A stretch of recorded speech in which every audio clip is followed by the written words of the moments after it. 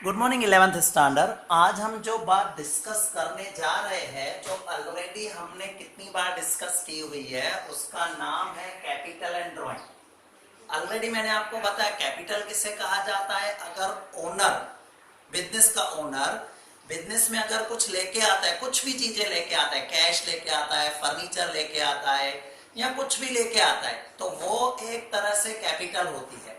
और बिजनेस में से अगर वो कुछ किसी भी तरीके से पैसे बाहर लेके जाता है, वो उसकी ड्राइंग होती है। तो आज हम कैपिटल और ड्राइंग से रिलेटेड कुछ बातें सीखेंगे और कुछ नए कंसेप्ट सीखेंगे कैपिटल और ड्राइंग के। जैसे कि मैंने आपको बताया कि ओनर अगर कुछ भी लाता है तो वो उसकी कैपिटल होती है। आज हम एक एग्जाम्पल करने वाले हैं जिसमें कुछ वर्ड यूज होने वाले हैं। उन वर्ड्स के बारे में मैं आपको बताने वाला हूं। तो सबसे पहले एक वर्ड हम कर रहे हैं जिसका नाम है डेटर्स एंड क्रेडिटर्स। ये याद रखना, चैप्टर फर्स्ट जो है हमारा, उसमें एक कंसेप्ट यूज होते हैं जिसका नाम होता है टर्मिनोलॉजीज। टर्मिनोलॉजी किसे कहा जाता है? हर एक लैंग्वेज में कुछ नए नए वर्ड्स होते हैं और वो वर्ड्स की जो लिस्ट होती है उसे कहा जाता है टर्मिनोलॉजी। हम जैसे चैप्टर फर्स्ट करने वाले हैं, चैप्टर फर्स्ट करेंगे जब, उसमें पूरी टर्मिनोलॉजी दी गई है। कम से कम 25 से 30 वर्ड दिए गए। तो मैं पहले चैप्टर 1 क्यों नहीं करवा रहा हूं, उसका रीजन मैंने लास्ट वीडियो में आपको बताया था।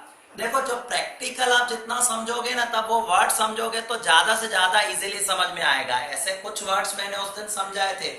एसेट के बारे में हमने देखा था, tangible asset, intangible asset. But एक बार अगर आपने उसके एंट्री सीखी होगी तो फर्स्ट चैप्टर जब हम करेंगे, बहुत ही अच्छी तरह से आपको उसके बारे में ध्यान आएगा।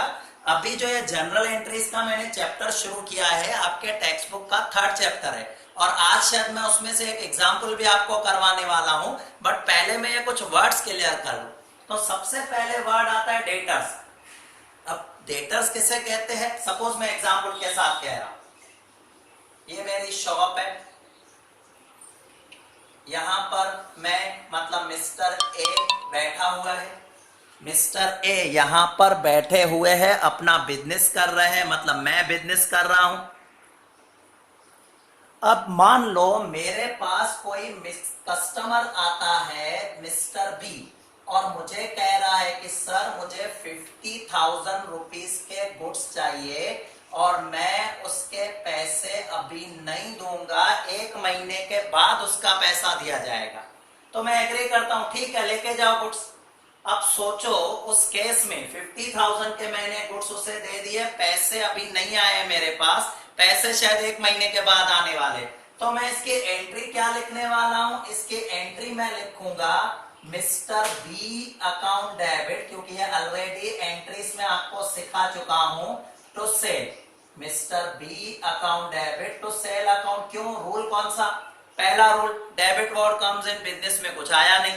सेकंड, ये मेरा एक्सपेंसेस नहीं है। थर्ड रूल हमारा क्या कहता है? Debit the receiver. आपने किसको चीजें दी? मिस्टर बी को, तो मिस्टर बी अकाउंट डेबिट। और credit word goes out, shop से क्या जा रहा है? चीजें जा रही है, गुड्स जा रहा है, तो टू सेल। एंट्री तो हमने पहले भी डिस्कस की थी, बट आज जो मैं कंसेप्ट समझाने जा रहा हूं, क्या वो है डेटर। इस केस में ये जो मिस्टर बी है, मिस्टर बी हो जाएगा हमारा डेटर्स। डेटर्स मतलब वो व्यक्ति जिससे हमें कुछ पैसे लेने हैं। डेटर मतलब वो व्यक्ति जिससे हमें कुछ पैसे लेने हैं। इस केस में देखो, मिस्टर बी को मैंने 50,000 की चीजें सेल की है, राइट? तो 50,000 रुपए मुझे मिस्टर बी से लेने हैं। मुझे मिस्टर बी से कितने पैसे लेने हैं? 50,000 रुपए लेने हैं। तो वो हो जाएगा मेरे लिए डेटर, वो हो जाएगा मेरे लिए डेटर। एक होता है डेटर और दूसरा वर्ड यूज होता है रिसीवेबल। एक वर्ड होता है डेटर, दूसरा वर्ड होता है रिसीवेबल। रिसीवेबल भी अगर मैं कहूं ना, तो मोर ऑफन सेम है, पूरा भले सेम नहीं है। दोनों में डिफरेंस क्या है मैं बताऊं। रिसीवेबल किसे कह सकते हैं? ध्यान से ऑब्जर्व करना जो मैं बात कह रहा हूं। रिसीवेबल का मतलब क्या होता है? सपोज मिस्टर बी को मैंने अपने शॉप की चीजें बेची। मिस्टर बी को जैसे ही मैंने अपने शॉप की चीजें बेची, तो मिस्टर बी मेरे लिए क्या हो जाएगा? डेटर हो जाएगा। बट एक और एग्जांपल ले लेते हैं। थोड़ी देर के बाद मेरे शॉप शॉप में मिस्टर सी आया और उसने कहा कि सर मुझे 10,000 रुपए उधार चाहिए, 10,000 रुपए मुझे क्रेडिट चाहिए, क्या आप मुझे दोगे? मैं आपको 2-4 दिन में लौटा दूंगा। तो उसने मुझे क्या कहा है कि मुझे 10,000 रुपीज क्रेडिट चाहिए, मैं आपको 2-4 दिन में लौटा दूंगा। तो मैंने अपने पॉकेट में से, कैश काउंटर में से 10,000 रुपए निकाल के मिस्टर सी को दे दिए, मिस्टर सी को दे दिए। अब उसकी एंट्री देखना मैं क्या लिखने वाला हूं। पहली बात, डेबिट व्हाट कम्स इन, कुछ आया नहीं। सेकंड, ये मेरा एक्सपेंसेस नहीं है।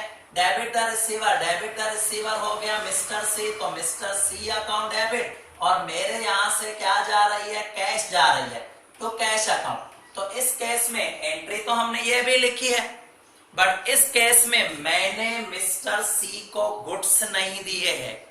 नो डाउट पैसे तो मिस्टर सी से मुझे लेने हैं, पैसे मुझे मिस्टर सी से लेने हैं, बट शायद मैंने ये उधार पैसे दिए हैं, उसके पैसे है, गुड्स के पैसे नहीं है।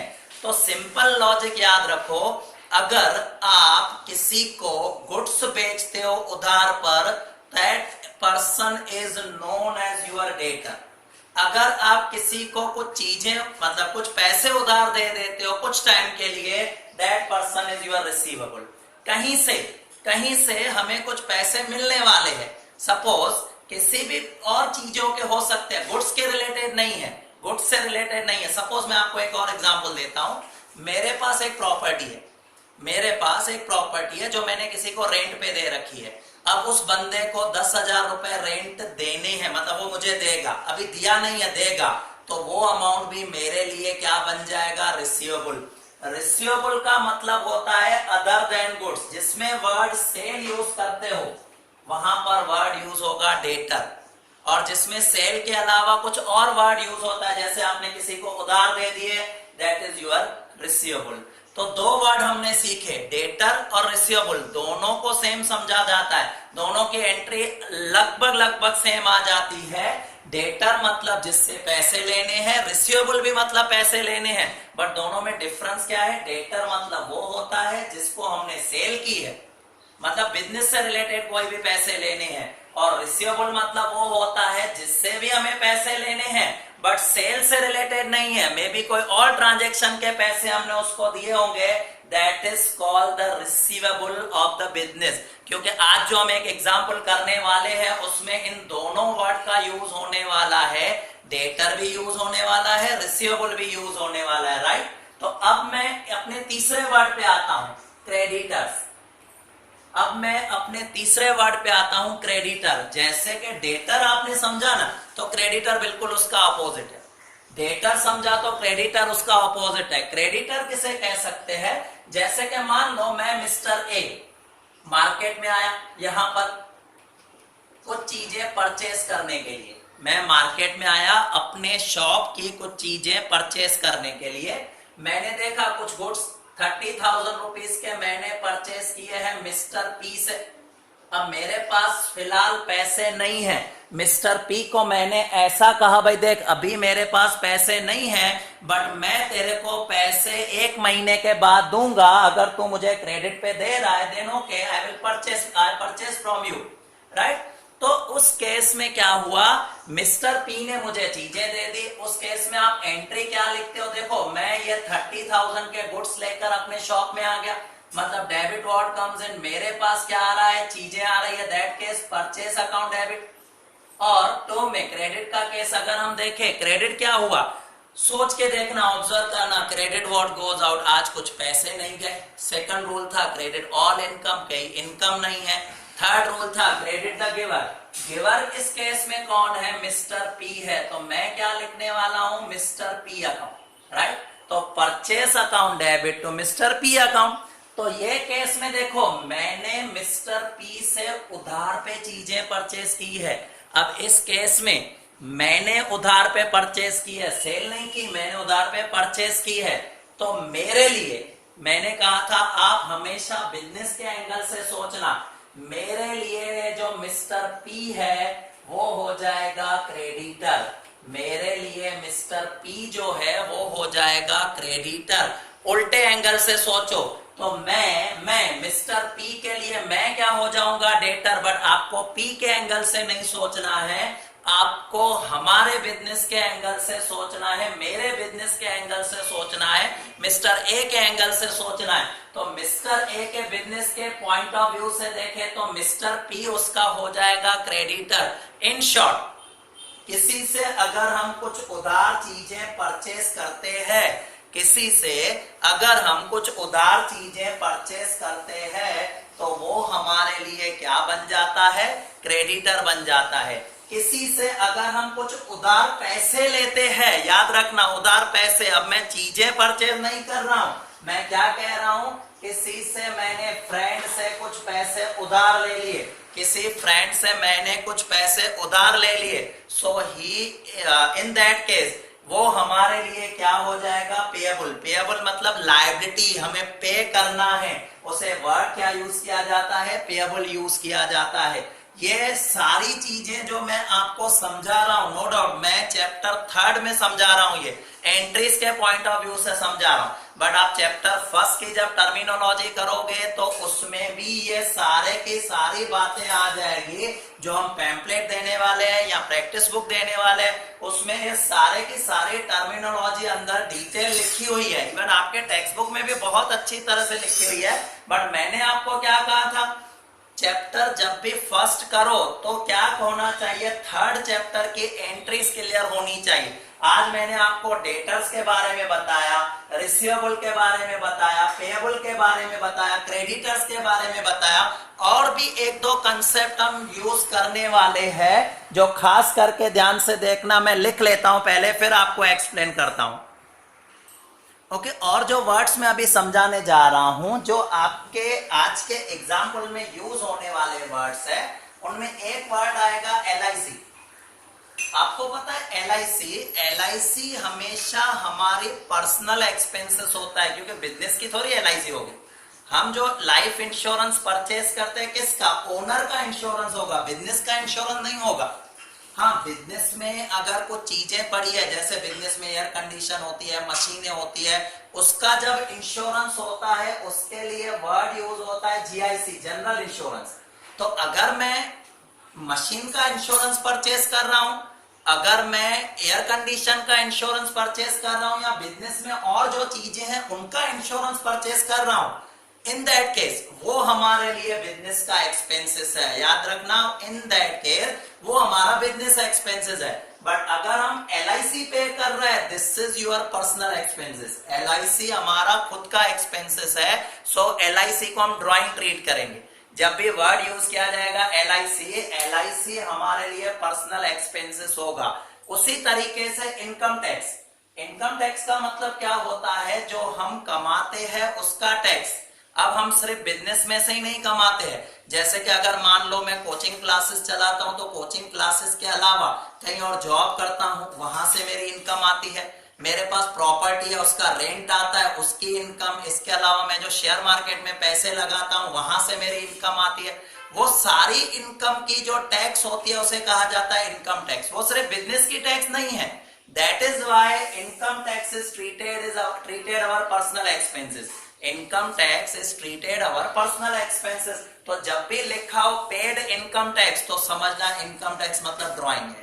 उसके अलावा कोई भी और पर्सनल एक्सपेंसेस हो सकता है, जैसे कि ओनर के बेटे की ट्यूशन फीस पे की, कॉलेज फीस पे की, कुछ भी खर्चा जो पर्सनल है, जो हमारे बिजनेस का नहीं है, all these expenses are treated as drawing in business, right. तो आज जो हम एग्जाम्पल करने वाले हैं उसमें ये सारी बातें आपकी आने वाली है। आज मैं आपके टेक्स्ट बुक का, इतने दिनों तक मैंने आपको कहा था टेक्स्ट बुक मत यूज करना, बट आज मैं आपके टेक्स्ट बुक का यूज करने वाला हूं। टेक्स्ट बुक में मैं जो करने वाला हूं वो इलस्ट्रेशन नंबर 3, जिसमें लगभग 8 से 10 पॉइंट दी गई है। मैं एक एक पॉइंट पढ़ूंगा, उसकी एंट्रीज बोर्ड पे लिखता रहूंगा। आपके पास टेक्स्ट बुक अगर हो तो टेक्स्ट बुक में चैप्टर 3 का इलस्ट्रेशन 3 में करवाने वाला हूं। एक एक चीज को रूल से समझाने वाला हूं, बट ये जो पूरा इलस्ट्रेशन है उसमें यूज हो रहा है कैपिटल एंड ड्राइंग, दोनों कंसेप्ट के लिए ये इलस्ट्रेशन बनाया गया है। देखो, आज मैं स्टार्ट करने वाला हूं इलस्ट्रेशन नंबर 3, जिसमें आपके एक एक सेंटेंस को पढ़ के मैं एक्सप्लेनेशन दूंगा। सॉल्यूशन आपके टेक्स्ट बुक में है, आप बाद में वहां से भी देख सकते हो, बट पहले समझ लेना। मैं फर्स्ट पॉइंट पे आता हूं। ऊपर क्या लिखा है, Ajay has commenced the business with the name of Awadh enterprise. Ajay ने एक बिजनेस स्टार्ट किया जिसका नाम था अवध एंटरप्राइज। तो इस बिजनेस केस में ओनर कौन हो गया, अजय। याद रखना, आपको ऐसा मान के चलना है कि आप अजय हो, राइट। पहली ट्रांजेक्शन। अच्छा, डेट्स, वैसे तो डेट नहीं होती थी तो मैं नंबर लिखता था, इसमें डेट दिखाई गई है जुलाई 2014, तो मैंने कॉर्नर में डेट दिखा दी। वो तो जैसे हमारे पास क्वेश्चन में अगर डेट होगी तो डेट दिखाएंगे, नंबर होंगे तो नंबर दिखा देंगे। फर्स्ट है introduce capital 50,000 and commence business. इसका मतलब ये हुआ कि मैं बिजनेस में 50,000 की कैपिटल लेके आया। पहला rule, debit what comes in, क्या आ रहा है बिजनेस में, कैश आ रही है, तो ये मैंने लिखा कैश अकाउंट डेबिट। कितना पैसा आ रहा है, 50,000। कौन ला रहा है, ओनर ला रहा है। तो मैंने आपको क्या कहा कि ओनर अगर पैसा लेके आएगा तो वर्ड क्या यूज करने वाले हैं, कैपिटल यूज करने वाले हैं। तो यहां पर वर्ड क्या आ जाएगा, कैपिटल अकाउंट, और अमाउंट हो जाएगा 50,000। कैपिटल अकाउंट 50,000 आ जाएगा। फर्स्ट ट्रांजेक्शन मेरा कंप्लीट हो गया। अब अगर आप सॉल्यूशन में देख रहे हो तो देखोगे ब्रैकेट में कुछ लिखा हुआ है, फिलहाल आप उसका मत सोचो। That is called the narration. That is called narration. Narration मतलब क्या होता है, जो ट्रांजेक्शन होता है उसकी छोटी सी समरी बना के लिखी जाती है। बट फिलहाल आपको उस पर कॉन्सेंट्रेट नहीं करना है। 2-4 एग्जाम्पल कंप्लीट हो जाएंगे, बाद में मैं आपको बताऊंगा कैसे उसको लिखना है। इतना यूजफुल नहीं है, रूल्स में उसको कोई भी आपका रूल के हिसाब से उसका कोई भी यूज नहीं होगा। तो फिलहाल आप उस पर कॉन्सेंट्रेट मत करना, रूल को ध्यान से देखना। मैं आ जाता हूं सेकंड नंबर पॉइंट पर। सेकंड नंबर पॉइंट क्या लिखा है, देखो, brought goods of 10,000, furniture 2,000, debtor 30,000। अब हम गुड्स भी लेके आए, फर्नीचर भी लेके आए, डेटर भी लेके आए, सारी चीजें घर से लेके आए हैं। घर से लेके आए, परचेज नहीं किया, ब्रॉट लिखा है, बॉट नहीं लिखा है, BOUGHT नहीं है, ब्रॉट। ब्रॉट मतलब लेके आना। क्या क्या लेके आ रहा है, गुड्स लेके आ रहा है। तो debit what comes in, business में क्या आ रहा है, गुड्स आ रहा है, तो goods account debit, right. Goods account debit, कितने के गुड्स आ रहे हैं, 10,000 के। तो ये मैंने गुड्स अकाउंट डेबिट में 10,000 दिखा दिया। तीनों अलग अलग लिखने की जरूरत नहीं, तीनों चीजें साथ में आई है। फर्नीचर अकाउंट डेबिट, कितने का फर्नीचर है, 2,000 का, तो ये मैंने दिखा दिया फर्नीचर अकाउंट डेबिट। कितने का फर्नीचर आया है, 2,000। नेक्स्ट आप देखो डेटर्स। डेटर्स मतलब वो व्यक्ति जिनके पास हमारे पैसे बाकी है। मतलब मे भी हो सकता है मेरा कोई पुराना बिजनेस होगा, क्योंकि ये तो नया नया बिजनेस स्टार्ट किया है, पुराना बिजनेस होगा, वो पुराना बिजनेस बंद किया, वहां पर मेरे डेटर होंगे 30,000, उसको भी लेके आया कि ठीक है मेरी नई दुकान में आके पैसे दे देना। तो डेटर्स आ रहे हैं 30,000, यहां मैंने दिखा दिया debtors. Debtors account debit, debtors account debit. कितने के डेटर आ रहे हैं, देखो मेरे पास 30,000 के डेटर्स आए हैं। ये सारी चीजें कौन लेके आया है, ये सारी चीजें ओनर लेके आया है। और जब भी ओनर लेके आएगा तो आप वर्ड क्या यूज करने वाले हो, कैपिटल। मैंने आपको पहले भी बताया, ओनर अगर बिजनेस में कुछ लाएगा, कुछ भी लाएगा, फर्नीचर, डेटर, कुछ भी, तो वो सारी चीजों में वर्ड यूज होगा कैपिटल। कैपिटल अगर इन तीनों का टोटल देखें तो 42,000। आप चाहते तो तीनों की अलग अलग एंट्री लिख सकते थे, मान लो जैसे कि goods account debit to capital, furniture account debit to capital, debtor account debit to capital. But जब तीनों चीजें साथ में दी गई है तो हम उनकी एक कंबाइन एंट्री लिख सकते हैं। आ जाऊंगा थर्ड नंबर पर, लिखा हुआ है, इस ध्यान से सुनना, ध्यान से ऑब्जर्व करना क्या लिखा है। Sold bike of 20,000 for 15,000। एक पुरानी बाइक थी 20,000 की, हमने 15,000 में बेच दी। Out of which 10,000 introduce in business. उसमें से बिजनेस में कितने पैसे लेके आए, बिजनेस में जो पैसे लेके आए 10,000। आपने बाइक कितने में बेची, कौन सी थी, उससे कोई मतलब नहीं। बिजनेस में कितने पैसे आ रहे हैं उससे मतलब है। 20 की बाइक 15 में बेची, नो डाउट 15 में आपने बेची, बट बिजनेस में कितने पैसे आ रहे हैं? बिजनेस में बाइक नहीं आ रही है, बिजनेस में आपके कैश आ रही है। कितनी कैश आ रही है? वो भी 10,000 रुपीज। डेट्स को ध्यान से देखना, यहाँ पर ये डेट 4 लिखी थी, अभी डेट 10 है। मुझे जो डेट दी गई है वही मुझे फॉलो करनी है। अब मुझे क्या सोचना है कि 20,000 की बाइक मैंने 15 में बेची, बिजनेस में 10 लेके आया। बाकी के क्या किया, क्या मतलब? कुछ मतलब नहीं हमें। बिजनेस में मैंने पहले कहा था आपको हमेशा बिजनेस को देखना है। बिजनेस में कैश आ रही है तो हम एंट्री क्या लिखने वाले हैं? Cash account debit. कितना पैसा आ रहा है? 10,000। हमें 10,000 की एंट्री लिखनी है और ओनर लेके आया है तो वर्ड क्या आ जाएगा? टू कैपिटल अकाउंट और अमाउंट आ जाएगा 10,000, राइट। तो ये हमारी थर्ड एंट्री हो गई। आता हूं मैं नेक्स्ट एंट्री पर। क्लियर करते रहना, कोई भी डाउट हो रेगुलर वीडियो देखो, कोई भी डाउट हो तो आप पूछते रहना, तो आपका क्लियर होता जाएगा, राइट। नेक्स्ट में आ जाता हूं। नेक्स्ट क्या लिखा हुआ है? Brought in business personal receivable 6,000, payable 4,000। Receivable जो है वो 6,000। मैंने आपको कहा था receivable one kind of debtor होते हैं, तो यहाँ पर डेट आपकी दिखाई गई है 14। मैं क्या लिख रहा हूं? रिसीवेबल। रिसीवेबल मतलब जिनसे हमें पैसे लेने हैं। रिसीवेबल हमेशा डेबिट होते हैं। कितने के रिसीवेबल है? देखो रिसीवेबल है 6,000 के, मतलब जिनसे लेने हैं, मतलब 6,000 मुझे लेने हैं, सामने 4,000 पे भी करने हैं, तो वो हमारे लिए पे करने हैं, मतलब वो क्रेडिटर है। तो पेएबल अकाउंट, पेएबल अकाउंट में अगर मैं दिखा रहा हूं तो 4,000 रुपए मुझे क्या करने हैं? पे करने। तो मैं 6,000 रुपए लेके आया, 4,000 उसमें से पे करने हैं, फिर भी 2,000 तो मैं लाया ही लाया। तो जो डिफरेंस आपका आएगा वो कहां आ जाएगा? वो कैपिटल हो जाएगी। तो कितने की कैपिटल होगी? 2,000 रुपीज की वो कैपिटल हो जाएगी। कितने की कैपिटल आ जाएगी? 2,000 रुपीज की वो कैपिटल हो जाएगी। अब इसके बाद वाले जितने भी ट्रांजेक्शन है सब इजी है। अब मैं आ जाता हूं नेक्स्ट। देखो क्या लिखा है? Paid income tax ₹500। मैंने आपको क्या बताया? इनकम टैक्स हमारा पर्सनल एक्सपेंसेस होता है, बट बिजनेस में से तो पैसे जा रहे हैं, बिजनेस में से हमने पे किया है, तभी तो यहां लिखा है पेड इनकम टैक्स ₹500। डेट है 16। इनकम टैक्स सबसे पहले सोचो, debit what comes in business में कुछ आया नहीं।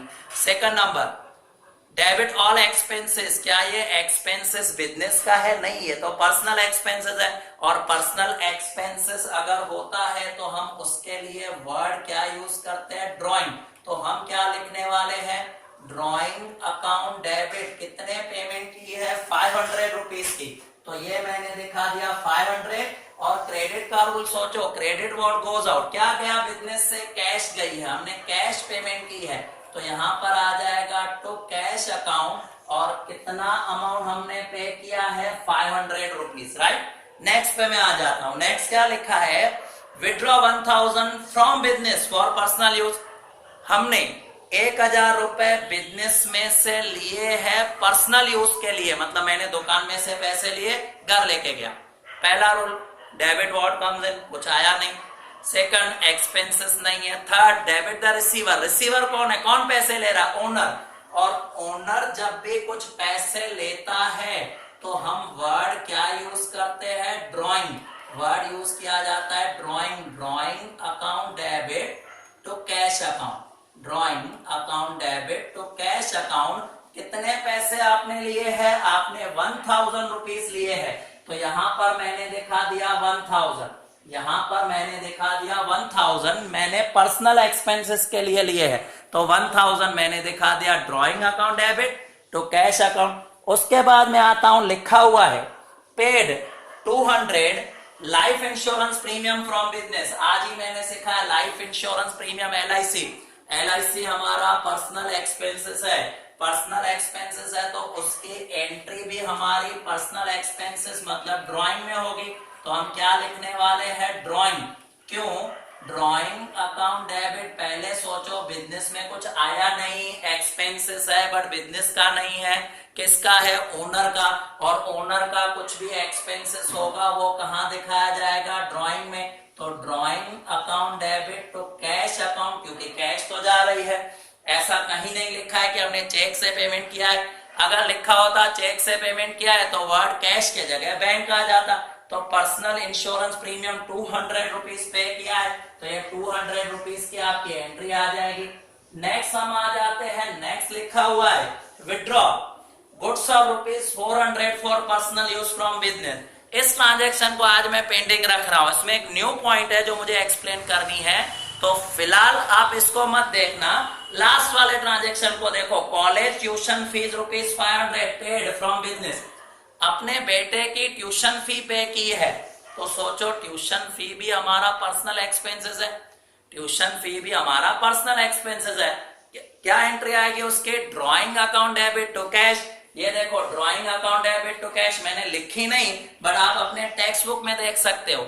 सिर्फ एक एंट्री जो मैंने पेंडिंग रखी, क्योंकि उसमें एक नया कंसेप्ट है जो कल के वीडियो में हम डिस्कस करने वाले हैं। खास इंपॉर्टेंट कंसेप्ट है, इसके बाद वाला ही। उस एंट्रीज को फिलहाल आप ध्यान मत देना, बाकी जितनी भी एंट्री है एग्जाम्पल नंबर 3 की, अब आप टेक्स्ट बुक ले सकते हो। एग्जाम्पल नंबर 3 के लिए क्वेश्चन का, जिनके पास टेक्स्ट बुक नहीं है, तो मैं इस वीडियो के साथ एक फोटो भी भेज दूंगा जिसमें इसका एग्जाम्पल का फोटो होगा, और खास ध्यान से देखना। बट अभी भी टेक्स्ट बुक अगर नहीं है तो प्लीज परचेस कर लेना, क्योंकि आपको टेक्स्ट बुक यूजफुल होने वाली है।